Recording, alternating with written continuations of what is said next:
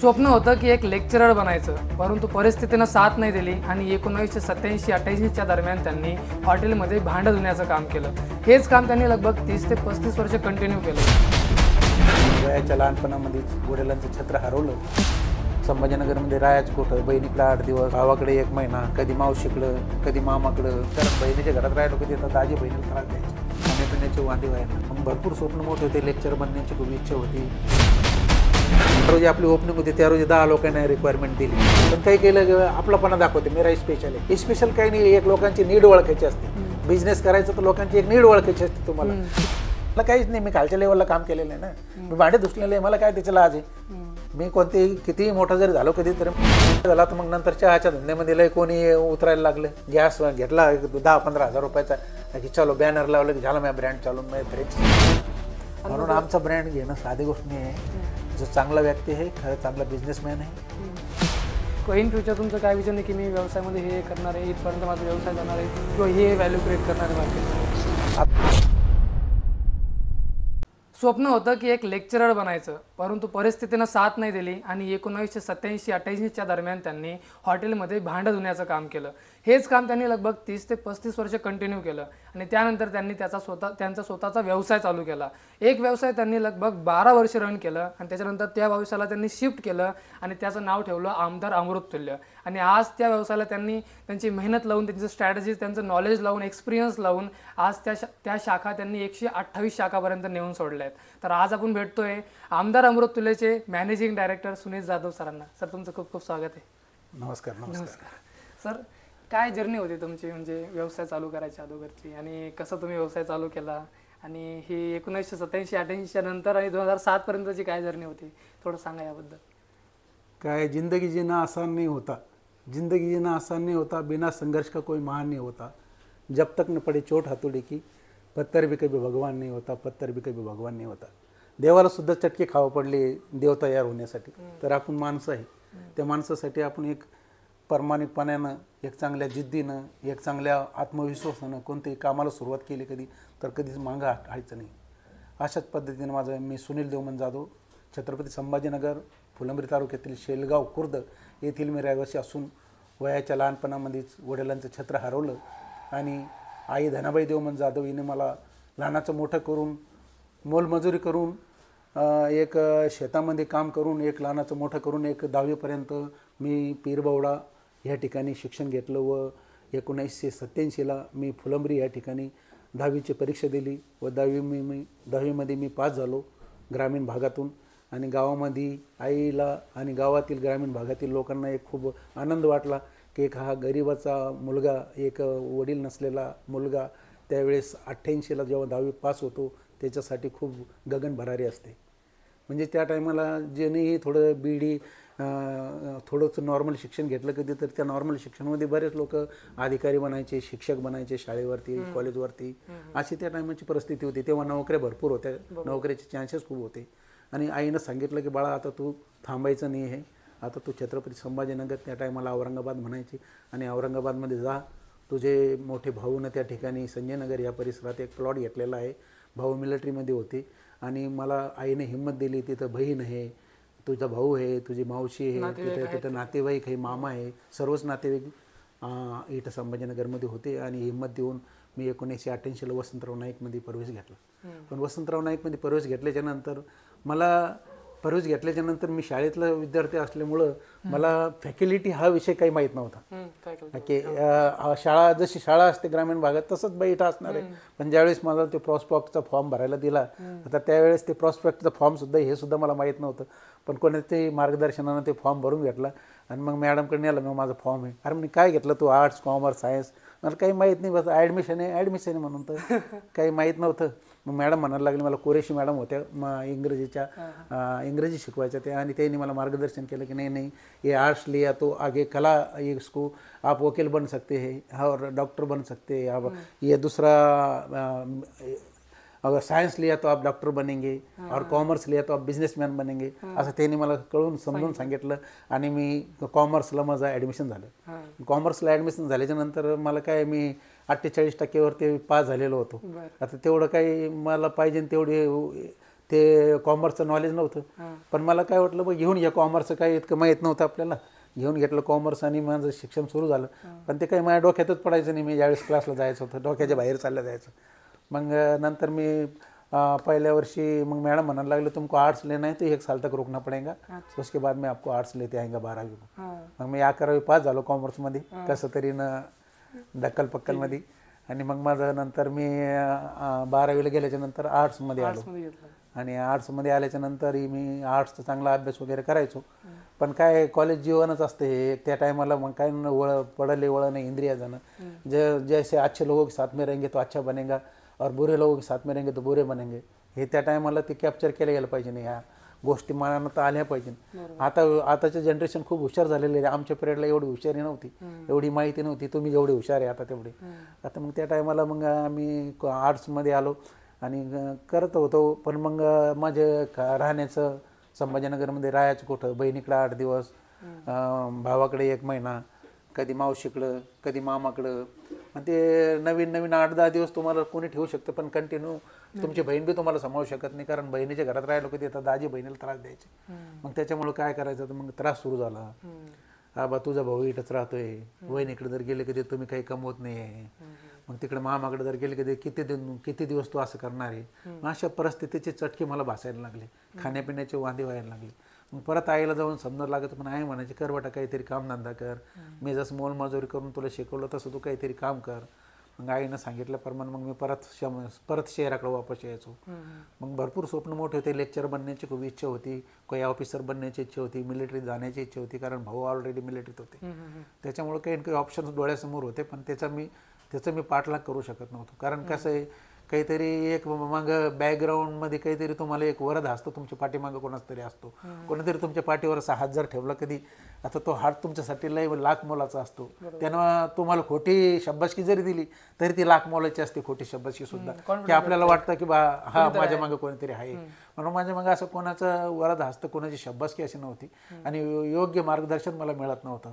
कोणाची हिंमत माझ्या मागं नव्हती, कोणी मला गायडन्स करणार नव्हतं. पण मी स्वतःचीच हिंमत करून आपली उपजीविका कशी भागवायची आणि आपलं जेवायला एका टायमाला कसं मिळायला पाहिजे म्हणून मी बाबा पेट्रोल पंपवरती हॉटेल रविराज म्हणून तिथे 1987-88ला भांडे घासायचं काम मला 300 रुपये महिन्याने मिळालं. आणि मला खूप आनंदी झालो. अरे वा वा वा.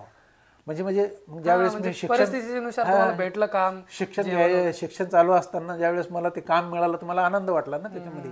कारण 2 टायमाला मला जेवायला भेटून जायचं आणि 200-300 रुपये मला महिन्याला मिळायचे. त्याच्यामध्ये त्या टायमाला स्वस्ताही होत होती. सगळं काही आपलं 200-150 रुपयामध्ये रूम भाडं वगैरे सगळं ॲडजस्ट त्याच्यामध्ये मला करता यायचं. म्हणून मी 1987-88ला भांडे घासायचं काम सुरू केलं. व त्यामधून राहण्याची व्यवस्था होत नव्हती. रात्रीला कोणाच्या तरी दरवाजावर जाऊन मला झोपावं पडायचं. कधी जागा मिळायची, कधी नाही मिळायची, कधी शेडको बसण्याला जाऊन झोपायचो. अशा परिस्थितीमध्ये संजयनगरमध्ये एक 5x5ची एक छोटी रूम 60 रुपये महिन्यानं भाड्याने घेतली आणि त्या रूममध्ये राहायला लागलो. आणि त्यामधूनच मी 12वीला फेलसुद्धा होऊन गेलो.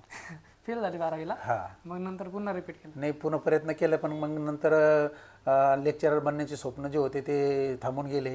हॉटेलमध्ये काम करायला लागलो तर मग तीच आवड निर्माण झाली. हॉटेलमध्ये भांडे घासता मग मी स्टोअर किपरचं कामाला हेल्प करायचो. स्टोअर किपरवाल्याचं काम शिकण्याची इच्छा मला होती. स्टोअर किपर म्हणजे काय, हॉटेलमधलं जे सगळं सामान असतं किराणा दुकानसारखं ते एका स्टोअरमध्ये लावायचं एका रूममध्ये. ते सगळे व्यवस्थित मैदा एका ठिकाणी, आटा एका ठिकाणी, साखर एका ठिकाणी, फ्रूटचे डबे एका लाईनला, काजू एका ठिकाणी, बदाम एका ठिकाणी, असं स्टोअर किपरचं काम शिकण्याला सुरुवात केली. मोहरीमध्ये भांडे घासता असताना मोहरीतले भांडे घासायचं काम संपलं की वस्तादकडे जायचा, त्याला आटा लावून द्यायचा तंदूर रोटी बनवायसाठी. एखादी वस्तादकडे जायचं, चायनीजची कटोरी करून द्यायची त्याला. म्हणजे आपलं काम संपल्याच्या नंतर सुद्धा त्याला मी मदत करायचो कामामध्ये. हॉटेलमध्ये काम करत असताना बा माझे सकाळी 7 वाजेपासून 3 वाजेपर्यंत जर ड्युटी असली कधी तर 3ची ड्युटी संपल्याच्या नंतर मग संध्याकाळी खायला भेटणार नाही आपल्याला. मग आता आपण काय करायचं, मग इथंच काम करायचं, तिथं मदत करू लागायचं. आणि ती मदत केल्यामुळं कोणी मला पटकन म्हणायचं अरे यार खाली रोटी लिहिलं, हे 2 रोटी लिहिले, चपाती लिहिली, चल भाग जा तू जल्दी. असे म्हणजे परिस्थितीचे चटके ज्यावेळेस भेटते, ज्यावेळेस पोटाची खळगी भरायची असते माणसाला, एक भूक लागलेली असते म्हणून तो कधी वेळेचा कधीच विचार करत नाही. आपल्याला किती चांगलं करता येईल, किती काम आपण करून देऊ शकतो समोरच्याला. कारण आपल्याकडून त्याला पैशाची अपेक्षा न असताना फक्त पोट भरण्याचीच अपेक्षा असते त्याला. म्हणून पोटाची जी खळगी आहे ती भरण्यासाठी मी काम करायचो आणि ती भूक लागलेली ती भूकले मारायचो.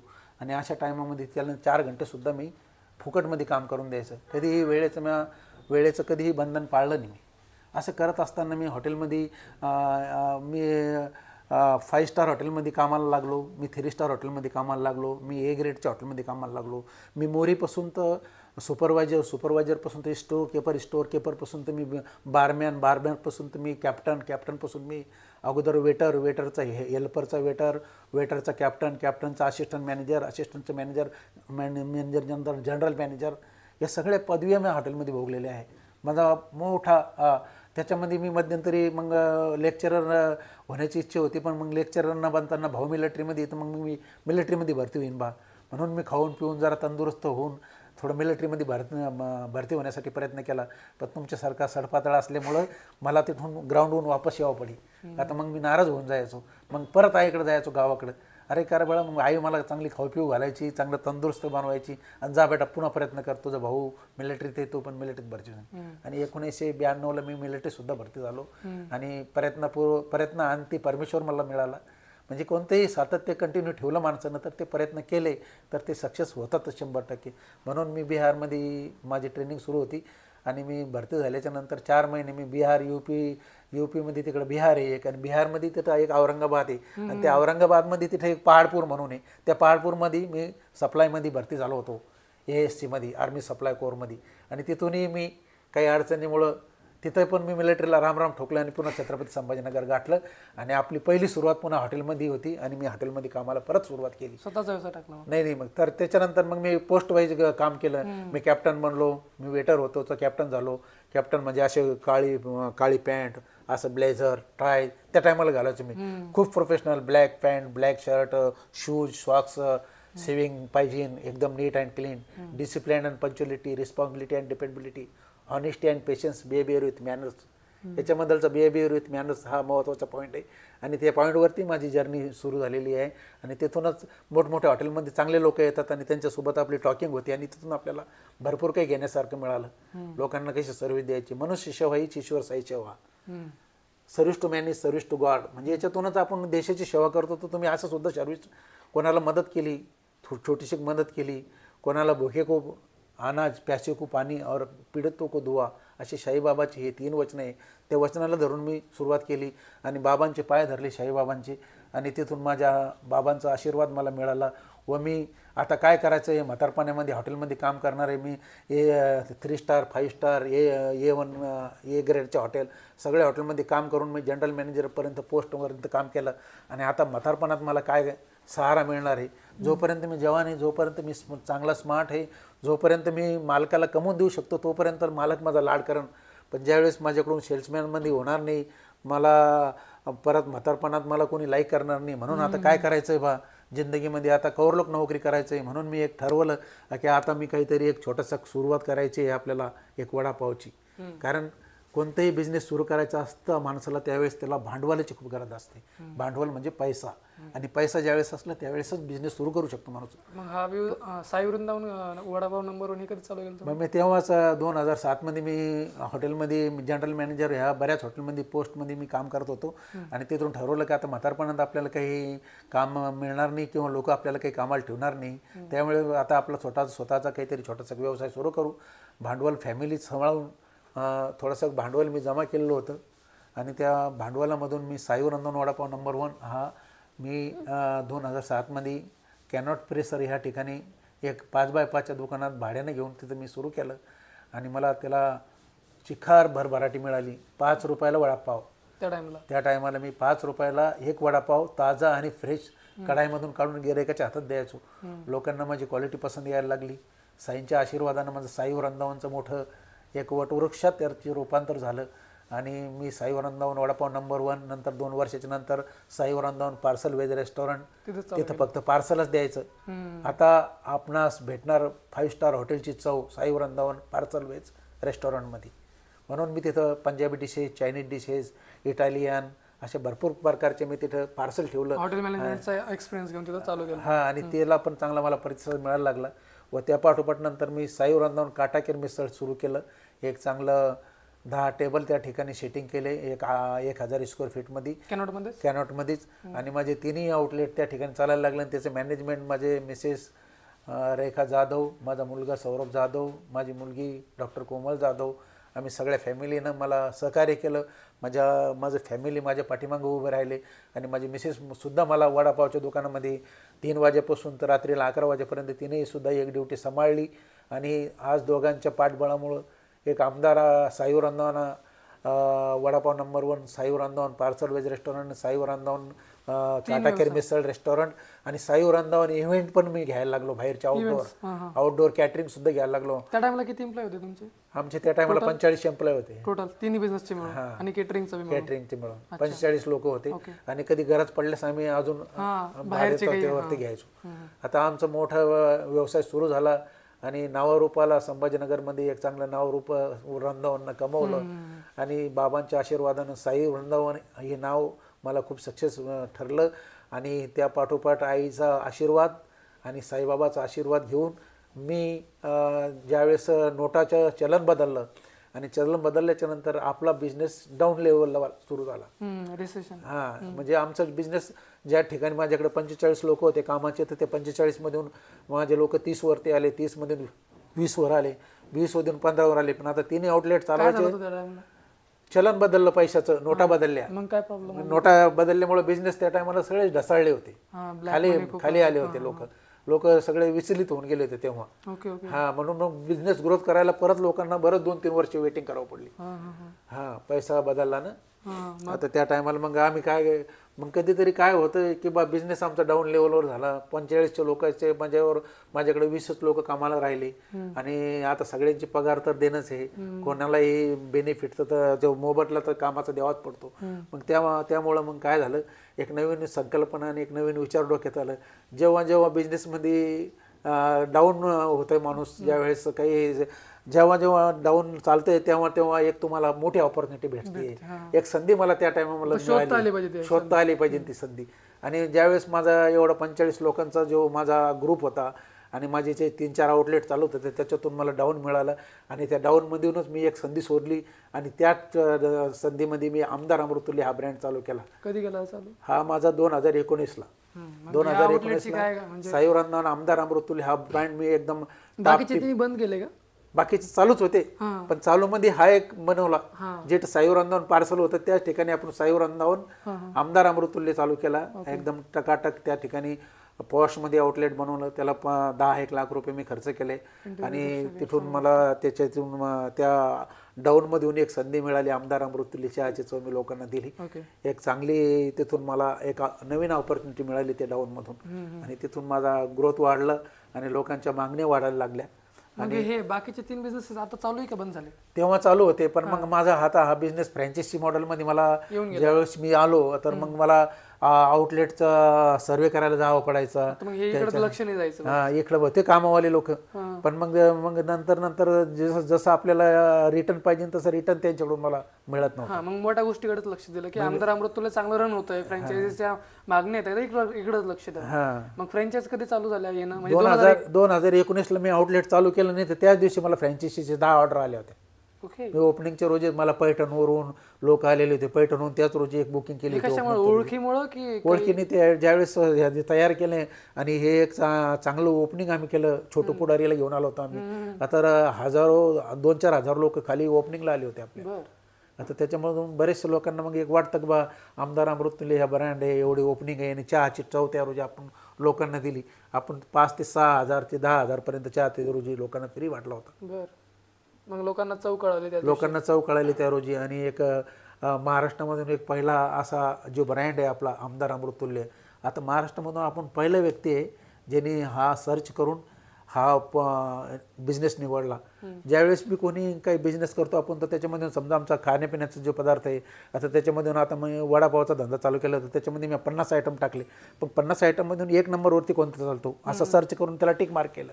वडापाव 1 नंबरवरती चालतो, मिसळ 2 नंबरवरती चालते, पावभाजी 3 नंबरवरती चालते, असं मी सर्च करून पाण्याच्या नंतर चहाच पिला जातो भारतामध्ये एवढ्या जास्त प्रमाणात. त्याच्यामुळं म्हणजे अमृततुल्यमध्ये किंवा चहाच्या ब्रँडमध्ये कोणीही नव्हतं उतरलं. त्याच्या सगळ्यात अगोदर महाराष्ट्रामध्ये आमदार अमृततुल्य उतरलेलं आहे त्या टाइमला. हां, म्हणजे सगळ्या भरपूर साऱ्या लोकांची सुरुवात त्या टाइमला झालेली आहे अमृततुल्यांची. नंतर झाली.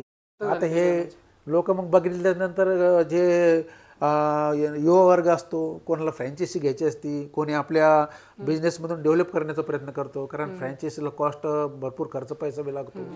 त्यामुळं मग लोकांना त्या पद्धतीने बरेचशा लोकांनी मग आपले आपले व्यवसाय निवडले. अमृततुल्यला एक मागणी वाढायला लागली. भरपूर लोक आपले जे जुने व्यावसायिक होते चहाचे त्यांनी आपला स्वतःचा ब्रँड डेव्हलप केला. असं महाराष्ट्रामध्ये भरपूर शाखा आहे. पहिली शाखा तुम्ही कधी आपण पुण्यालाच दिली पहिली शाखा. पहिली शाखा पुण्यात दिली. ती किती दिवसानंतर दिली? लगेच दिली, लगेच आपली 15 ते 1 महिन्याच्या आतमध्ये. त्या टाइमला काय कंडिशन वगैरे तुम्ही लावल्या किंवा कशा प्रकारे दिली फ्रँचाइज? काय काय गोष्टी होत्या फ्रँचाइज मध्ये? फ्रँचायसीमध्ये मला काहीच नव्हतं माहिती. फ्रँचायसीमध्ये काय काय टर्म्स अँड कंडिशन असते म्हणून. तुम्ही पण गिरायकाकडून मला माहिती मिळायला लागली. गिरायक चहा प्यायला यायचं तर हमारे फ्रँचायसी देंगे क्या. ते ज्या रोजी आपली ओपनिंग होती त्या रोजी 10 लोकांना रिक्वायरमेंट दिली. पण आपल्याला माहिती होतं की ज्यावेळेस मोठमोठे जे ब्रँड आहे बाहेर देशातून आलेले, आता हे 10-10, 20-20, 25-25 लाख रुपये फ्रँचायसी फीस घेते, एवढं नॉलेज होतं आपल्याला. समजा कोणतेही XYZ कोणतेही ब्रँडचं नाव घेताना डोमॅनोज पिझ्झा आहे किंवा अजून बरेचसे पिझ्झाचे प्रकार आहे. आता ते पिझ्झावाले ज्यावेळेस उतरतात आपण त्यावेळेस इन्क्वायरी करायचो किंवा मॉलमध्ये आपण जायचो बघायला, तर त्यांचे कोणी म्हणायचं 1 करोड लागते, कोणी म्हणायचं 3 करोड लागते बिझनेस घेण्यासाठी. असं ती माहिती होते. तर त्याच्यामुळे मग आपल्याला गिरायक सांगणार हमारे को फ्रँचायसी होणार. मग आपण म्हणून पाहिजे अरे फ्रँचायसी तो इतका खर्चा लागेगा, येत नाही ना तुमको देना पडेगा. हां, मग त्यांचे मी व्यवस्थित बसून असं इंटरव्ह्यू वगैरे घ्यायचो जे आलेले त्यांची कामची क्षमता बघायचो की बा जो फ्रँचायसी घेणारा नाही तो किती त्याची तयारी आहे, तो किती पैसा खर्च करू शकतो. आता त्या पद्धतीने आपलं एक मॉडेल तयार झालेलं होतं. तर त्याच्यातून एक आपल्याला आयडिया आलेली होती की 10 लाख रुपये मलाच लागलेले आहे. म्हणून मग मी सांगायचो की याला 15 लाख रुपये लागतील. 15 लाख रुपये लागतील म्हणल्याच्या नंतर मग लोक काय विचार करायचे, 15 लाख रुपये लागते तर पण 15 लाख पासून रिटर्न पण तितकी चांगली मिळायची. म्हणजे एका दिवसामध्ये चहाचा धंदा करून जर 40-50 हजाराचा धंदा करत असेल तर तो रेस्टॉरंट कायला चालू करायचं. मग त्याने रेस्टॉरंट चालू केलं तर मॅन पॉवर लागते, 50 लोक लागते रेस्टॉरंटमध्ये, 50 लोकांचा खाण्यापिण्याचा खर्च जास्त जातो, इन्व्हेंटरी खूप लागते आणि खर्च खूप लागतो. एक रेस्टॉरंट तयार करायचं तर 70-80 लाख रुपये रेस्टॉरंट लागते. आता मग तितकं करूनही त्याला 50 हजारचा त्याचा धंदा होत नाही. पण चहाचा एवढं करूनही छोटा, आपल्याला वाटतो व्यवसाय छोटा आहे पण 10,000 रुपयानं दिवसभरामध्ये मागणी जास्त असते ना. ज्यावेळेस कॅनॉटमध्ये आपण चालू केलं तर मला 4,500 चहा रोजचा विकायचा. मला 2-2.25 लिटर दूध लागायचं मला. हा नंतर माझं पुण्याचं चालू झालं तर मला तिथं 70,000चा धंदा व्हायचा माझं पुण्याला. तिथं मला 300 लिटर दूध लागायचं. असे मग लोकांची मागणी वाढ लागली, लोकांना एक विश्वास बसायला लागला आमदार अमृततुल्यवरती. आणि एक मोठ्या अनुभवातून तयार झालेला ब्रँड होता. झिरोपासून ह्या लेवलला पोहोचलो. अनुभवाचा मोठा होता. लोकांना माहिती होतं संभाजीनगरच्या की माणूस हा इमानदार आहे, चांगला आहे, झिरोमधून हिरो झालेला आहे, आपण बघितलेलं आहे डोळ्यासमोर, कधी कोणाला फसवणार नाही, घडवणार नाही. त्या विश्वासावरती बिझनेस करतो. नंतर फ्रँचाइज देण्याची जर्नी कशी चालू झाली? म्हणजे कशा दिल्या तुम्ही? मेन ब्रँचवरूनच आल्या का बाहेरून पण इन्क्वायरी आल्या? नाही, मेन ब्रँचवरूनच. बाहेर मग आमचे जे ओपनिंगच्या टायमाला जे सेलिब्रिटी यायचे छोटे मोठे, आम्ही छोटं पुढारीला आणलं होतं. मग तो पोस्ट करायचा, मी आज इथं ओपनिंग केली आमदार अमृततुल्य, त्याचे भाषणं बघायचे लोक. मग आम्हाला फोन यायचे, मला दिवसाला 100 ते 150 फोन यायचे. पण मी ते फोन तेवढे घेऊ शकत नव्हतो. माझ्याकडे मॅनेजमेंटची टीम नव्हती काही. जसे यूट्यूब, फेसबुक, इंस्टाग्राम याचे मला त्या टायमाला एवढं नॉलेज नव्हतं. आणि मी त्याचा जर पाठपुरावा केला असता ते टायमाला जर त्यांच्यासोबत मी जर भिडलो असतो, आता आज म्हणजे 700 किंवा 500 प्लस असतो. म्हणजे आता तुम्ही एवढ्या एम्प्लॉय नसल्यामुळे तुमची एवढी कमी ग्रोथ झाली सपोज. मग एम्प्लॉय असते तर कसं? एम्प्लॉय असते कधी तर मी असं जर व्यवस्थित जर मॅनेजमेंट जर केलं असतं मी 500 प्लस फ्रँचायसी असते. स्वतः एकट्यानं हँडओव्हर करून एवढ्या फ्रँचायसी वाढवल्या. स्वतः सोबत कोणाचा फोन आला त्याला बोलवणं, त्याचा इंटरव्ह्यू घेणं, त्याच्यानंतर त्याचा खर्च विचारणं, त्याच्यानंतर त्या पॉईंट बघायला जाणं त्या सर्वेवरती. आणि त्यानं घेतल्याच्या नंतर तिथं पुन्हा गुप्त सर्वे मी जायचा. संध्याकाळच्या टायमाला तिथं उभं राहणं, इथे किती चहा विकू शकतं रोजच्या, दुपारच्या टायमाला जाणं, सकाळच्या टायमाला जाणं. तिन्ही टाइम मिळून इथे 1,000 चहा विकू शकते का? कमीत कमी 1,000 जर चहा विकले का तिथं आपल्या फ्रँचायसीवाल्याला पुरणार. 1,000 चहा विक्री होणं म्हणलं म्हणजे 10,000चा धंदा होणं. 10,000चा धंदा जर झाला कधी तर 6,000 रुपये त्याला खर्च लागेल, 4,000 रुपये त्याला मिळेल. 4,000 रुपये रोजचे जर फ्रँचायसी धारकानं कमवले, आता महिन्याला तो 4 त्रिक 12, 1,20,000 रुपये महिना फ्रँचायसी धारक कमवून मग तो हॅप्पी असला कधी तर आपल्याला ऑटोमॅटिक फ्रँचायसी मिळेल. कारण फ्रँचायसी धारक जर हॅप्पी नसला तर तो सांगन की अरे मी फ्रँचायसी घेऊन फसलो, तू कशाला घेतो, रेफरन्स देणार नाही. हां, म्हणून असा चांगला पॉईंट जर असला कधी आणि चांगली जागा जर असली कधी तर त्याच्यामध्ये मी त्याच्याचं फ्रँचायसी द्यायचो. नाही तर त्यानं जर सांगितलं मी 3.5 लाख रुपये तुम्हाला फ्रँचायसी फीस देतो आणि तुम्ही मला या ठिकाणी द्या, आता मी त्या ठिकाणी नव्हतं देत. मी पैशा मागं पळालो नाही, आजही मी पैशा मागं पळत नाही. लोकांच्या भरपूर फ्रँचायसी झालेल्या आहे, 300 पार झालेले आहे, 500 पार झालेले आहे, 700 पार झालेले आहे. पण जसं काय असतं, जसं मारुती कंपनीची गाडी आहे तर तो मारुतीचीच घेतो कमी बजेटमध्ये, आणि जो इनोवा कंपनीची गाडी आहे ती जास्त पैसे लागते तर ती इनोवाच घेतो. तसं माझं ब्रँडला 10 लाख रुपये खर्च लागतेच कमीत कमी, मिनिमम मॅक्झिमम. माझा ब्रँड पूर्ण ओके असला तरच मी देतो फ्रँचायसी समोरच्याला, नाही तर मी देत नाही. त्याच्यामध्ये सगळ्या गोष्टी, त्याच्यामध्ये तुम्हाला रेसिपी चांगली मिळते आमच्यावाली, दर्जेदार चहा आहे, आमदार चहा, दमदार स्वाद, एकदा पिऊनच पहा. ह्या टॅगलाईनमध्ये माझा बिझनेस ग्रोथ झाला. आणि जेवढ्या बी फ्रँचायसी ह्या 228 जे झालेले आहे रन चालू आहे त्या स्वतःच मी केलेले आहे. 128. हां. आणि मग याच्या टायमाला तुम्ही आता एवढ्या फ्रँचायझी सेल केल्या, मग तुम्ही तुमच्या बिझनेसची मार्केटिंग वगैरे केली याच्या टायमाला की? मार्केटिंग काही नाही, माझी मार्केटिंग हीच होती की माझी क्वालिटी, आणि एक दुकान उघडलं तिथून ऑटोमॅटिक लोक मला म्हणजे माउथ पब्लिसिटी म्हणा, किंवा तुम्ही चहा पिला, तुम्हाला चहा चांगला आवडला, चहाचे कंटेंट्स चांगले, चहा न पिल्यानंतर नंतर आपला कोणताही त्रास होत नाही, आपला चहा माइल्ड आहे. लोक सारखं नाही, काही लोकांचे चहा पिल्याचं जळजळ होते, त्रास होतोय, कोणी जास्त अद्रक टाकून देतं, कोणी मिरे जास्त टाकून देतं. तसं काही नाही. आपण डॉक्टरकडे गेल्याच्या नंतर डॉक्टरनं जर सांगितलं आम्हाला की या 3 टायमाच्या गोळ्या आहे, दुपारी अर्धी घ्यावं पडेल तुम्हाला, आपण एक जर घेतले कधी तर मग ती हानिकारक असते ना. डॉक्टरनं सांगितली अर्धी. तसे आमचे कंटेंट्स बरोबर आम्ही जुळवून घेतले, त्याच्यावरती आम्ही बराच त्या टायमाला अभ्यास केला आणि ते सगळे टेस्ट घेतले आम्ही. बऱ्याच 2-3 महिन्यापर्यंत एक 15-20 लोकांची टीम तयार केली होती मी. आम्ही रोज संध्याकाळी टेस्ट घ्यायचो आमदार चहाची. सेम येते का? सेम येते. त्यामध्ये ते कंटेंट्स आमचे बरोबर जोडले. त्याच्यामध्ये किती ग्राम पत्ती पाहिजे, किती ग्राम मसाले पाहिजे, किती ग्राम दालचिनी पाहिजे, किती ग्राम इलायची पाहिजे, किती ग्राम मसाले इलायची पाहिजे, किती ग्राम त्याच्यामध्ये हिरवी इलायची पाहिजे. रेसिपी चांगल्या प्रकारे रेसिपी वगैरे लोक काय म्हणते मग सेपरेट आहे, मग स्पेशल आहे, स्पेशल वगैरे काही नाही. सगळ्या दुनियाला माहिती आहे याच्यात काय पडतं म्हणून. पण काही केलं आपलापणा दाखवते मेरा स्पेशल आहे. स्पेशल काही नाही, एक लोकांची नीड ओळखायची असते. बिझनेस करायचं तर लोकांची एक नीड ओळखायची असते तुम्हाला. बिझनेस काही करोडो रुपये टाटा बिर्ला बनायचं तुम्हाला, काही करोडो रुपये अब्ज रुपये लावले पाहिजे तेव्हा टाटा बिर्ला बनतो असं नाही. टाटा बिर्ला सुद्धा लहान होते त्या टायमाला, त्यांनी पण असंच मोठं केलेलं आहे. धीरूभाईंनी सुद्धा एका पेट्रोल पंपवरती काम केलेलं आहे, आज जगात त्यांचं नाव आहे ना. असे सगळे लोक खालीहून वरती जातात. कधी बिझनेस किंवा छोटा किंवा मोठा नसतो, ते छोट्यामधूनच मोठा होत असतो. म्हणून आपण काही त्याचं लाज नसते, कधी कोणत्याही गोष्टीला लाजायचं नसतं. आज मी आमदार अमृतुल्यचे मॅनेजिंग डायरेक्टर आहे, तुमच्या समोर मी बघितलं ना काय करतो म्हणून, तर मला काही आहे त्याचं? मला काहीच नाही. मी खालच्या लेवलला काम केलेलं आहे ना, मी भांडे धुसलेले आहे, मला काय त्याची लाज आहे? मी कोणतेही कितीही मोठा जरी झालो कधी तरी माझी अवकात कधी विसरली नाही पाहिजे. मग याच्यानंतर तुम्ही सपोज फ्रँचायझीमध्ये चहा होती, त्याच्यानंतर का तुम्ही आज सध्याला भरपूर सारे प्रोडक्ट्स ऍड केलेत, काय काय प्रोडक्ट्स ऍड केले, कशा प्रकारे बनवले ते प्रोडक्ट? सुरुवातीला काय, आता मग चहाचा आमदार अमृतुल्य पूर्ण महाराष्ट्रामध्ये मशहूर झालेला. माझ्या बाहेर राज्यामध्ये काही शाखा आहे, मला बाहेरून दुबईहून सुद्धा त्या टायमाला लॉकडाऊन झालं नाही तर माझी दुबईमध्ये सुद्धा शाखा चालू झाली असती. कारण दुबईमध्ये माझा एक मित्र तिथे मॅनेजर होता एका कंपनीमध्ये, आता त्याच्या मालकाला घेऊन आला होता तो, तर ते आमची दुबईमध्ये सुरू होणार होती. पण ते लॉकडाऊन लागल्यामुळं ते आमचं तिथं पॉईंट थांबून गेला. तो नाही तर माझी दुबईमध्ये किती वर्षापासून चालू झाली असती, पण ती थांबून गेली लॉकडाऊनमुळं.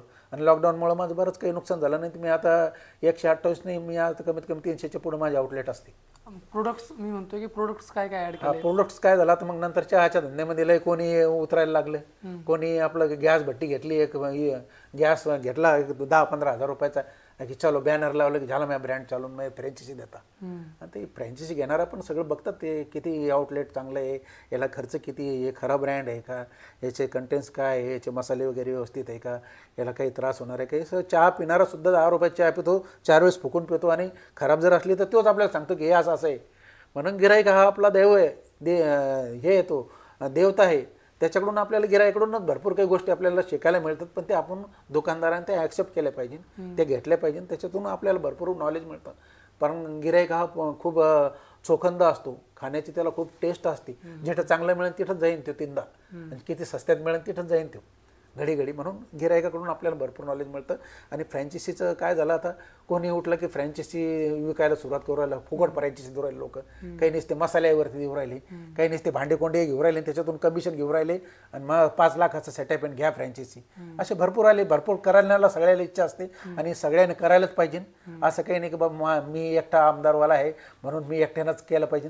बिझनेस करण्याची सगळ्याला आवड आहे, सगळ्याला इच्छा आहे. त्याच्या इच्छेमध्ये माझी सुद्धा त्याला शुभेच्छा आहे. त्याच्या इच्छेत भर पडो आणि तो कोणताही बिझनेसवाला असो किंवा कोणताही ब्रँडवाला असो, त्याला माझी शुभेच्छा आहे. त्याला भरभरून त्याला प्रतिसाद चांगला मिळाला पाहिजे, ह्याच माझ्या त्याला शुभेच्छा आहे. प्रत्येक दुसऱ्या ब्रँडवाल्याला सुद्धा. पण आता काय झालं की मग तुमचं म्हणणं आहे की फ्रँचायसी तुम्ही अजून काय ॲड केलं, प्रोडक्ट्स वगैरे काय आलं. आता लय फ्रँचायसी झाला माझा. समजा आता कॅनॉट गार्डनला 4,000 रुपये 4,000 चाय विकायचा, 40,000 धंदा होता. पण आता गिऱ्हाईक तर तेवढेच आहे कॅनॉट मधलचे, एकच प्रोडक्ट आहे. आता मी सुरुवातीला होतो, त्याच्यानंतर आता 25 ब्रँडवाले आलेले आहेत. माझा धंदा तर डायव्हर्ट झाला ना. आता मला जर N6 मधून कॅनॉटला तुम्हाला जर यायचं आहे, आता तू म्हणे अरे इतके दूर काय आला, इथं सुद्धा चांगला चहा भेटतो ना आणि ब्रँडेडच आहे ना हा बी. मग आता ज्याचे त्याचे ब्रँड, जसे काही लोक शोकाने ज्याचे त्याचे काही ब्रँड डिवायडेड करून घेतले, लोकांना चॉईस केलेले आहे. तसे चहामध्ये सुद्धा लोकांनी आपले आपले ब्रँड चॉईस करून घेतलेले आहे. मग तुम्ही तिथून इतके लांब येऊ शकत नाही 10 लोकांना घेऊन. ते म्हणतो 10 दुकानं आतमध्ये लागते यार, आमदारवरच काय जायचं आहे, आज इकडे पिऊन घेऊ. मग तुम्ही दुसरे प्रोडक्ट्स ऍड केले, सेम कस्टमर्सला दुसरं काही विकून. आपल्याला काय वाटलं लागलं, मग ठीक आहे बाबा आमदारवरती काय होणार आहे आता. बाकी पण नुसतं आमदारनं काय विचार केला की बा आता नुसतं आमदार चायवरच थांबणार नसून आता भरपूर काही आहे ना याच्यामध्ये ॲडिशनल केलेलं आहे. की ज्यावेळेस फ्रँचायसी जो माणूस घेणार आहे त्याला ज्यावेळेस 2 पैसे जास्त बेनिफिट राहील ते त्यावेळेस तो फ्रँचायसी घेईन. नाही तर आता चहावाले गल्ली बोळामध्ये झालेले आहे. त्याच्यामुळं मी या चहामध्ये आता आमदार अमृततुल्यमध्ये नवीन प्रोडक्ट मी लॉन्चिंग केलेलं आहे, मस्तानी. जसं मस्तानी आहे उन्हाळ्यामध्ये, आणि मस्तानी हा फक्त संभाजीनगरमध्ये लय तुरळक लोकांना माहिती आहे किंवा आता माहीत झाला असेल 2 वर्षामध्ये. पण पुण्याला वगैरे इकडे मस्तानी खूप चालते. बाजीराव मस्तानी, असे बरेच मस्तानीचे दुकानं येतात. एका दुकानावरती एका दिवसामध्ये 5-5 लाख रुपयाचा सुद्धा धंदा त्या मस्तानीवरती होतोय. म्हणून आपण आपला आमदार अमृततुल्यमध्ये मस्तानी ॲड केलेला आहे. मस्तानी हा उन्हाळ्यामध्ये तुम्हाला चांगला ग्रोथ देतोय. त्याच्यानंतर मी याच्यामध्ये भेळ सुद्धा चालू केलेली आहे. भेळ सुद्धा चटकदार भेळ, एकदम चटपटीत भेळ लोकांना पसंत आहे आणि याची कॉस्टिंग पण चांगली आहे. आता भेळ सुद्धा हा प्रोडक्ट वाढला आहे. मस्तानीमध्ये माझ्याकडे मस्तानीचे प्रकार आहे. मँगो मस्तानी, बटरस्कॉच मस्तानी, व्हॅनिला मस्तानी, स्ट्रॉबेरी मस्तानी, त्याच्यानंतर सीताफळ मस्तानी, असे 10-15 प्रकार मस्तानीचे आहे. त्याच्यामध्ये माझ्याकडे मँगो मिल्क शेक आहे, शेकचे प्रकार आहे 10-15 प्रकारचे. त्याच्यानंतर आम्ही मग मस्तानी आणि आईस्क्रीम आहे, तर त्याच्यामध्ये आमच्याकडे आईस्क्रीमचे 10-15 प्रकार आहे. त्याच्यानंतर रिसेंट कोणते ॲड केले? आता सगळे माझ्याकडे मँगो मस्तानीचं, नंतर आईस्क्रीम, मँगो आईस्क्रीम आहे, व्हॅनिला आहे, स्ट्रॉबेरी आहे, चॉकलेट आहे, केसर पिस्ता आहे, बटरस्कॉच आहे. असे भरपूर थंड जे सगळ्यात जास्त काय विकलं जातं? सगळ्यात जास्त आपल्याकडे मस्तानी चालतोय. गेल्या 2 वर्षापासून आपण लॉन्चिंग केलेली आहे. तर मस्तानीमध्ये मला चांगला हे तुम्ही स्वतः बनवले का दुसरे? स्वतः आपलं जे रेसिपीज बनवले. हा, सगळे त्याचे कंटेंट्स ठरलेले. हे तुम्ही स्वतः बनवतात की अजून टीम आहे तुमच्याकडे? नाही, आपले आहे ना कामावाले, ज्यांना एकदा तुम्हाला सुद्धा दाखवून दिले, तुम्ही सुद्धा बनवू शकते. ह्याच्यामध्ये काही एवढं अवघड काही नसतं. तुम्हाला फक्त एकदा थोडीशी 1-2 दिवसाची ट्रेनिंग असते, महिनाभराची ट्रेनिंग बी नाही. थोडं हुशार माणसाला काय आहे, थोडंसं नॉर्मली इशारा म्हणजे तपेल ओळखून घ्यायचं माणसाला. तसे जे हुशार असतात त्याला काही इतका वेळ लागत नाही. आणि त्याच्यामध्ये माझं मस्तानी तर आहेच. त्याच्यानंतर माझे भेळचे प्रकार आहे. त्याच्यामध्ये भेळमध्ये सुकी भेळ, ओली भेळ, त्याच्यामध्ये कॉर्नफ्लेक्स भेळ आहे, त्याच्यानंतर भावनगरी शेव आहे. त्याचे पाकिटं सुद्धा आमच्याकडे आहे. अर्धा किलो, 500 ग्राम, 200 ग्राम, 100 ग्राम. आउटलेट्स वरती विकतात का? सगळ्या आउटलेट्स वरती? सगळ्या आउटलेटवरती आपण आता 1-7 मध्ये लॉन्चिंग करणार आहे. पण आमचे मेन आउटलेटला आता चालू आहे 2-3 ठिकाणी. आम्ही त्याची ट्रायल घेत आहे. लोकांचे फीडबॅक कलेक्ट करताय, कसं आहे, काय तुम्हाला आवडतंय का नाही आवडतंय, काय काय चेंजेस करायला पाहिजे, काय काय ऍड करायला पाहिजे. त्याच्यानंतर आमच्याकडे कुकीज आहे, जे चहा सोबत कनेक्टेड वस्तू आहे. कुकीजचे प्रकारचे 10-15 प्रकारचे कुकीज आहे आमच्याकडे. केक आहे. त्याच्यानंतर आमच्याकडे टोस्ट पण आहे. त्याच्यानंतर आम्ही नो स्मोकिंग झोन आहे आमच्या सगळ्या आउटलेटला. बरेचशा लोकांना काय आमच्याकडं बघतोय आम्ही प्रत्येक दुकानावरती तर 50 ते 60% लोक स्मोकिंगवाले आणि त्याच्यासोबत त्यांना चहा कॉफी तर लागतच आहे. आणि अजून आमच्या आमदार अमृततुल्यवरती आम्ही एक नवीनच एक आयडिया घेतली आता की बा सर्वच लोक चहा विकताय पण कॉफी कोणी स्वस्तमध्ये विकत नाही आहे. कॉफी प्यायची तुम्हाला तर 15-20 रुपये 50 रुपये मोजावं पडते. आता ती कॉफी सुद्धा आम्ही आता फक्त 20 रुपयाची कॉफी आम्ही 10 रुपयाला दिलेली आहे. एक गिरायकांना ऑप्शन ठेवलेलं आहे, चाय आप 10 रुपये में ले सकते हैं, कॉपी भी आप 10 रुपये में ले सकते हैं। टोटल किती प्रोडक्ट्स आहेत तुमचे? आता आमचे प्रोडक्ट तसे जर विचार जर केला की तर आमच्याकडं थंड लस्सी वगैरे, लस्सीचे प्रकार आहे आमच्याकडे, बदाम लस्सी आहे। काउंट म्हणजे किती? काउंट म्हणजे 30-35 आयटम तर आमच्या आउटलेटला आहे आता सध्या। ओके. आणि हे झालं सर प्रोडक्ट्सबद्दल. अजून मला सांगा की तुम्ही जेव्हा फ्रँचाईज देणं चालू केलं तर तेव्हा तुम्हाला अडचणी आल्या असतील की फ्रँचाईज देताना लोकेशन सापडणं किंवा मॅनपॉवर मॅच करणं, मॅनपॉवर शोधणं किंवा रॉ मटेरियल्स प्रोव्हाइड करणं, डिस्ट्रीब्युशन, सगळ्या गोष्टी. तर त्याच्यामध्ये काय काय अडचण आली तुम्हाला? ज्यावेळेस फ्रँचायझी त्यावेळेस अडचणी अशा येतात की बा तुम्हाला अगोदर मी सांगितलं की बा त्याचं लोकेशन खूप महत्त्वाचं असतं। लोकेशन ढूंढण्यासाठी आपल्याला जावं पडतं। फ्रँचायझी धारकानं तुम्हाला फ्रँचायझी घ्यायची समजा, तुम्ही जरी मला लोकेशन दाखवलं तरी त्याचा अभ्यास फ्रँचायझी मालकानं जास्त करायला पाहिजे, कारण तो लॉसमध्ये नाही गेला पाहिजे। कारण तो समोरचा माणूस 10-15 लाख रुपये 20 लाख रुपये खर्च करतोय, आता त्याच्या पैशाचा विचार करून आणि आपल्या बिझनेसचा विचार करून त्यावेळेसच ते लोकेशन ढूंढावं पडतं। लोकेशन जर चांगलं असलं कधी लय महत्त्वाचा खूप इम्पॉर्टंट पॉईंट आहे हा, लोकेशन खूप महत्त्वाचं आहे याच्यामध्ये। अजून त्याच्यानंतर फ्रँचायझी तर तशा काही अडचणी महत्त्वाच्या म्हणजे लोकेशन तर महत्त्वाचं झालं। त्याच्यानंतर जे फ्रँचायझीला जे सगळं रॉ मटेरियल किंवा जे काही सामुग्री लागते ते तर आमच्या सगळ्या टीमकडे असतेच। आम्ही समोरच्याला सांगतो बा आमच्याकडून आम्ही जितक्या फ्रँचायझी देतो तितक्यात आम्हाला स्वस्तात मिळतं ते, पण तुम्ही स्वतः जर तुमच्या पद्धतीने केलं कधी तर ते तुम्हाला महाग बी जाणार आणि ते आमच्या पद्धतीने बनणार नाही। तुम्ही बनवते तर आम्हाला काही अडचण नाही आहे, तुम्ही बनवू शकते, पण जे मेजरमेंट घेतलेले असतं आमची टीम जे करते ते तुमचे लोक नाही करू शकत। त्याच्यामुळे आमचे जे बोर्ड आहे, आमचे समोरचे जे आतमधलची दुकानामधलची जी फिटिंग आहे, तुमची टाईल आहे, वर सिलिंग आहे, त्याच्यानंतर तो TV आहे, वायफाय आहे, त्याच्यानंतर तुमचं भांडे लागणारे पितळेचे भांडे, डब्बू आहे, तुमचं काउंटर आहे, कॅश काउंटर आहे, त्याच्यानंतर रिफिलिंग टेबल आहे, त्याच्यानंतर भट्टी आहे, त्याच्यानंतर बिल मशीन आहे, सगळंच काही लागतं ना। हां, लागलं आपल्याला कसं वाटतं चहाचा धंदा आहे इतका खर्च लागतो का, पण 10 लाख रुपये चांगलं पोझिशनमध्ये जर बनवलं कधी, आता आमदार अमृततुल्यच्या कोणत्याही आउटलेटला तुम्ही गेले तर 10 लाख प्लसच आहे। आमचे 25-25 लाख रुपयापर्यंत खर्च लागलेला आहे आउटलेटला। म्हणून आमचा ब्रँड घेणं साधी गोष्ट नाही आहे। जो चांगला व्यक्ती आहे, खरं चांगला बिझनेसमॅन आहे, त्याच्याकडे चांगला फिल्टर होतं की प्रत्येक जण नाही एंटर करू शकत। म्हणजे असं जर फ्रँचायझीची कॉस्ट कमी असली तर कोणी पण येतंय, म्हणजे ज्याचा एक्सपिरियन्स कमी असतो सपोज किंवा ज्याच्याकडे फंड कमी आहे, तर एका प्रकारे जर मोठा बिझनेसमॅन आला तर तो चांगल्या प्रकारे हँडल बी करतो, एका प्रकारे बिझनेस चांगल्या प्रकारे रन करतो।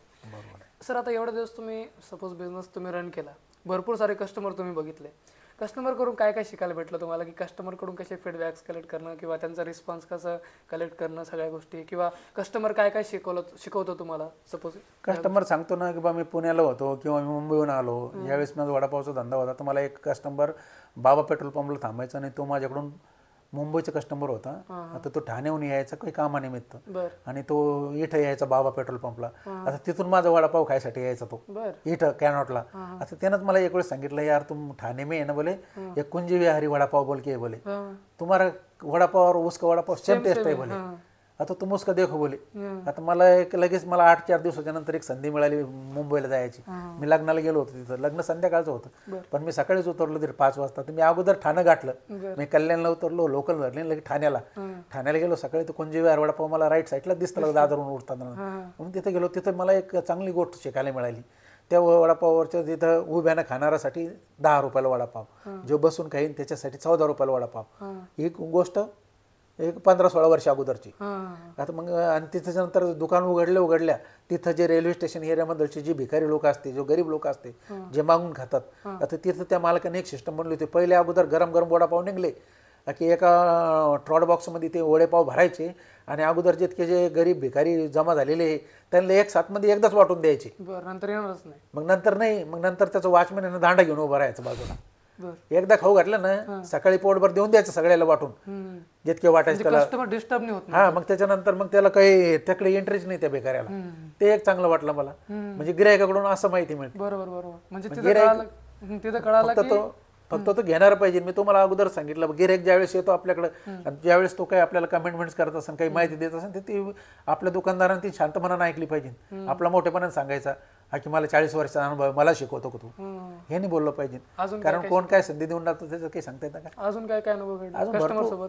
भरपूर एक दोन अजून 1-2 म्हणल्याच्या नंतर मोठे मोठे ब्रँडचे लोक आम्हाला येऊन टच होतात. तुम्ही कसं काय हा डेव्हलपमेंट, तुम्हाला कसं काय हा थॉट सुचला. असंच करता करता एखादी ज्यावेळेस माणूस असं वेड होऊन जातं काम करण्याचं, त्याला एकच छंद लागलेला असतो, तर ते छंद ते पूर्ण करतो बरोबर. फक्त त्यानं वेळ व्हायला पाहिजे, आपल्या कामामध्ये तो धुंद होऊन जायला पाहिजे. कधीच त्यानं दिवस रात्र काही बघायचं नाही, आपलं एकच चित्तायचं. जसं आता तुमचं चॅनल डेव्हलप करायचं, तुम्हाला तुमचं काय असं आहे की बा प्रत्येक जे मोठमोठे उद्योजक आहे तुम्ही त्यांना जाऊन भेटताय, त्यांच्यासोबत त्यांच्याकडून काही ज्या खूबी आहे आतमध्ये ज्या त्यांच्या मनात उरलेल्या आहे ते लोकांना सांगत नाही. मेरा सेपरेट आहे, मेरा पर्सनल आहे. पर्सनल वगैरे काही नसतं, सगळे सेमच असतं. काही काही लोक सांगत नाही की आता तुम्ही इंटरव्ह्यूला जाता की मेरा अलग मसाला आहे, मेरा ये सेपरेट है, मैं किसको बताऊंगा नहीं. काही नसतं तसं. फक्त एक आपल्याला नीड ओळखायची असते आणि आपणच तयार करायचं आणि आपणच त्याची 4 वेळेस चव बघायची आणि आपल्याला सगळ्याला ती चव चांगली चाखायला मिळाली आणि लोकांचा प्रतिसाद मिळाला की मग ते चालू करायचं. आणि जे तुम्ही फ्रँचाईज ज्यांना देतात, तुम्ही सपोज जे तुम्ही ज्यांना फ्रँचाईज देताय त्यांच्यामध्ये काय काय बघतात?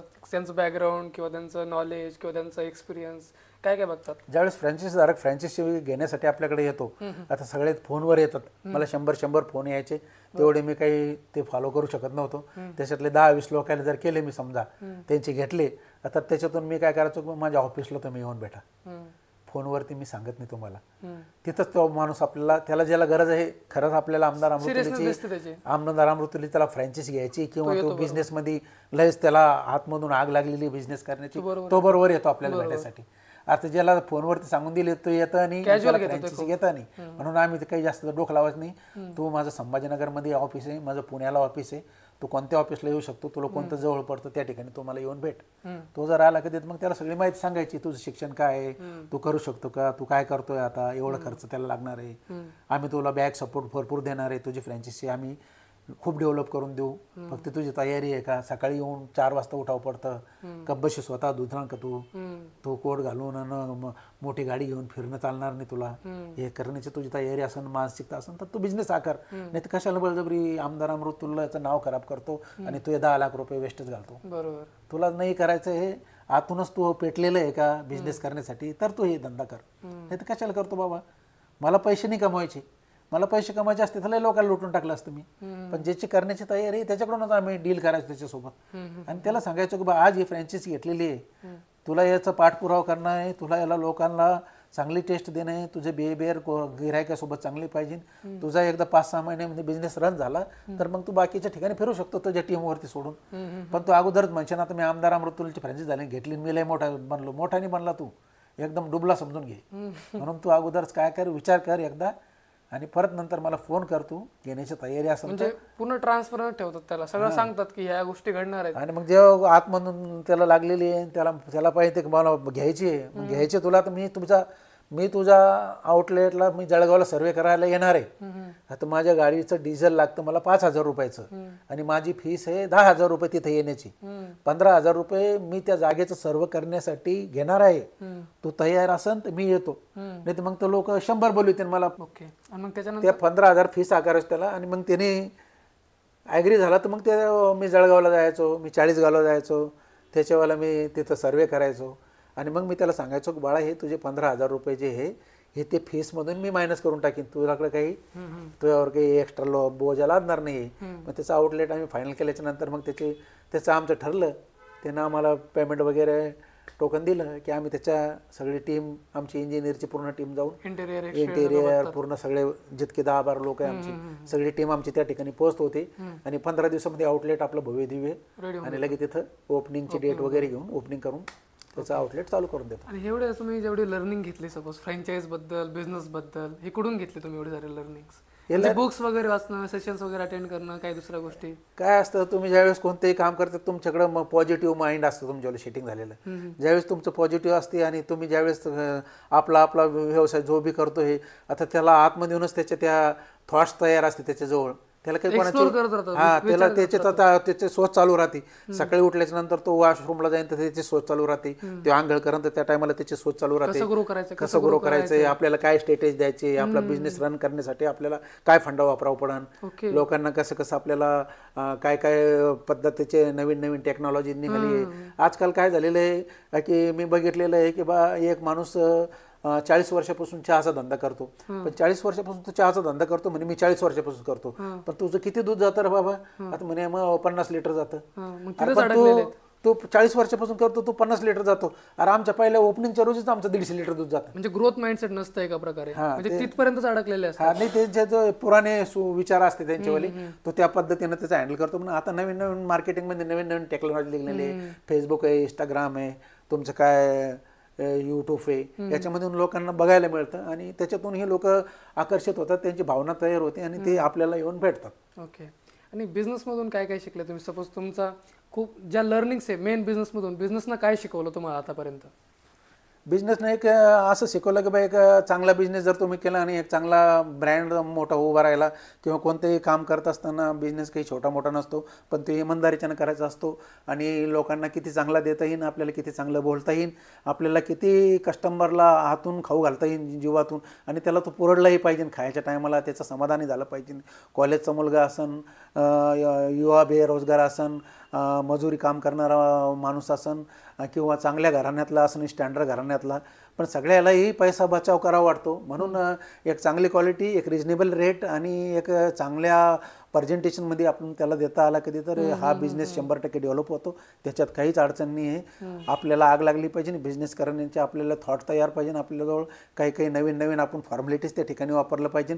कोणी जर आला कधी तर मी मागं ठेवलं तर एक केस कॅन्डी लावलेली होती मी, आणि त्याच्यामध्ये जायचा आपण फोटो घ्यायचा, एक चहा फ्री भेटन, आपण एक सेल्फी घ्यायची, एक चहा फ्री भेटन, मार्केटिंग स्ट्रॅटेजी.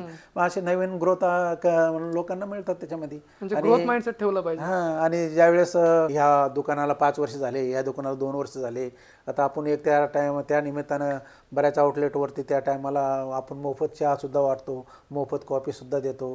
आणि आता नवीन नवीन आपले जे प्रोडक्ट येत आहेत त्याच्यामध्ये आपण लोकांना भरपूर काही फ्रँचायसीवाल्याला भरपूर काही अजून ॲडिशनल करून एक चांगली संधी बिझनेसची आपण त्याच पैशामध्ये त्याला देत आहे समोर. ओके सर, एक शेवटची, जे नवीन उद्योजक आहे त्यांना तुम्ही काय ॲडवाईस देशाल, जे व्यवसायामध्ये उतरताय, की ह्या चुका नाही केल्या पाहिजे किंवा अशा प्रकारे व्यवसाय रन केला पाहिजे? एक लास्टचा क्वेश्चन. बरं, चुका काय माणसाकडून होतच असतात. चूक ज्यावेळेस होती, काय म्हणते ना, अपयशाची ही पहिली पायरी यशाची असते म्हणून. यशाची पायरी अपयश. हां, पहिलं तुम्ही अपयश स्वीकारलं त्याच्यानंतरच तुम्हाला तिथून यश प्राप्त होतं असं म्हणणं आहे. म्हणून जे नवयुवक उद्योजक हे जे बिझनेसमध्ये उतरतात ते, आणि त्यांना बिझनेस करण्याची इच्छा आहे, तर त्यांनी फक्त डगमगायचं नाही आणि काही घाबरायचं नाही. बिझनेस हा फेल होत असतो. जेव्हा जेव्हा त्याला फेल्युअर येतं तेव्हा तेव्हा त्याने हिंमत करून पुढं करायचं असतं, पुढं चालायचं असतं. त्याची 100% सक्सेस बनणारच आहे, त्याच्यात काही डाऊट नाही आहे. फक्त त्याने करण्याची आपली तयारी ठेवली पाहिजे, मानसिकता ठेवली पाहिजे. बिझनेस छोटा सुरू केला पाहिजे, छोट्यातूनच माणूस मोठा होतो आहे. आज जेवढी बी भारतामध्ये जगात आपण जे बघितलेले आहे ते सगळे लोक फेलवर झालेले आहे आणि छोट्यामधून मोठे झालेले आहे. म्हणजे ज्यावेळेस तुम्ही काही गोष्ट हारून जातात तुमच्या मनाला काही लागत नाही, कारण तुम्ही छोट्यातून सुरुवात केलेली आहे. तुम्हाला अजून संधी मिळते बार की बा मी तर काही इतकं नुकसान केलेलं नाही ना करोडो रुपयाचं. काही लोक बरेच मोठे 1 करोड रुपयाचं रेस्टॉरंट उभारतात आणि त्यांचा स्टाफ चालला जातो पळून, बाहेरून आणलेला असतो, UP बिहारहून काही लोक आलेले असते, ते 2-3 महिने चांगलं काम करतात आणि नंतर सोडून चालले जातात. मग तो बिझनेस शेवटच्या टप्प्याला हात घ्यायला येऊन जातो आणि करोडो रुपये इन्व्हेस्टमेंट करून त्याला ते भंगार भावामध्ये ते विकावा पडतो. म्हणजे स्टार्टिंगला कमी पैसा लावून व्यवसाय चालू केला पाहिजे, जेणेकरून लॉस जरी आला तर जास्त मोठा लॉस नाही येणार. म्हणजे नवीन आपल्याला डबल नंतरही व्यवसाय चालू करता येईल, म्हणजे उरलेल्या भांडवलापासून. हा नवीन युवा उद्योजकांना हाच माझं म्हणणं आहे की बा करा, 100% आतमधून आपल्याला आग पेटली पाहिजे, आपली आग लागली पाहिजे. अशा पद्धतीनं तुम्ही रात्रंदिवस थॉट तयार करा, मनामध्ये तोच भ्रम ठेवा, चांगल्या लोकांना देण्याचा प्रयत्न करा. दुकान वेळेवरती उघडा, दुकान वेळेवरती बंद करा, कारण गिऱ्हाईक हा देवता आहे, हा केव्हा येईन काही सांगता येत नाही. दुकान आपलं उघडं असलं तर 4 लोक तुमच्याकडे येणारच आहे, बरोबर, लोकांना माहिती पडणारच आहे. म्हणून काही बिझनेस किंवा छोटा असो किंवा मोठा असो, हा छोट्यापासून सुरुवात करायची. अपयश आलं तरी मागं हारायचं नाही, पुढं जायचं आणि काहीतरी नवीन थॉट घेऊन, नवीन टेक्नॉलॉजी घेऊन आपण बिझनेस उभा करायचा. 100% बिझनेस तुमचा सक्सेस होतोय. आजच्या युगामध्ये बिझनेस सक्सेस करायला काही मोठं लागत नाही आहे, कारण ह्या टेक्नॉलॉजीमुळे तुमचा बिझनेस एका दिवसामध्ये लाखा लोकांपर्यंत पोहोचतो. आणि आज तुमचं इथं काय झालं हे संभाजीनगरला ते मुंबईला लोकांना बघायला भेटतं, दिल्लीला लोकांना बघायला भेटतं. ज्याला जिथं आवडलं त्याच्यातून तुम्हाला तो कॉल करा आणि कॉलमधून तुम्ही त्याला ऑपॉर्च्युनिटी देऊ शकता आपल्या बिझनेसची. सर, तुमचं काय विजन आहे पुढं, की आमदार अमृततुल्य याच्या व्यतिरिक्त तुम्ही नवीन काय बिझनेस स्टार्ट करणार आहे, किंवा इन फ्युचर तुमचं काय विजन आहे की मी व्यवसायामध्ये हे करणार आहे, इथपर्यंत माझा व्यवसाय जाणार आहे, किंवा हे व्हॅल्यू क्रिएट करणार आहे मार्केटमध्ये? आता माझं तर आमदार अमृतुल्य मी हा खूप मोठ्या प्रमाणामध्ये याला खूप मोठं डेव्हलप करून माझे 500 शाखा बनवण्याची म्हणजे याची तयारी आहे.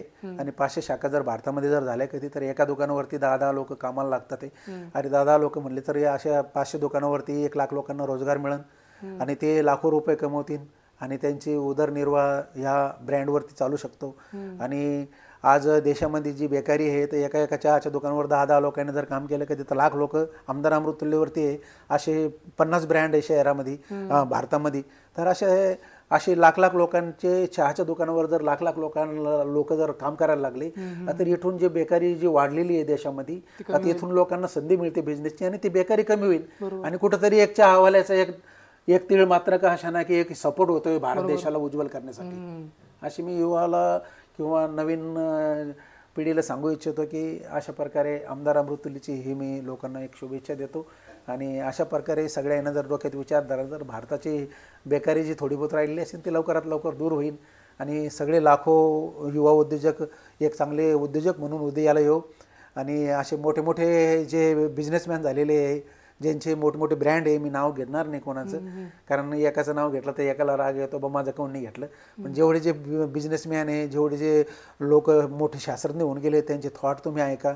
चांगले चांगले जे घेण्यासाठी ते आपण घ्यायचं आणि तिला इम्प्लिमेंट करायचं आणि ते इम्प्लिमेंट केल्याच्या नंतर फेल्युअर जर आलं कधी तर तुम्ही घाबरायचं नाही करत राहायचं. 100% तुम्हाला यश मिळेल. हेच माझे युवा उद्योजकांना व ह्या भारतातील बिझनेस करणाऱ्या सगळ्याच नवपिढीला किंवा जे आहे करणारे त्यांना माझ्या शुभेच्छा देतो आणि ह्या ठिकाणी मी थांबतो. जय हिंद, जय महाराष्ट्र, जय भारत, ओम साईराम. खूप खूप धन्यवाद सर. तुम्ही तुमचे म्हणजे खूप छान अनुभव शेअर केला.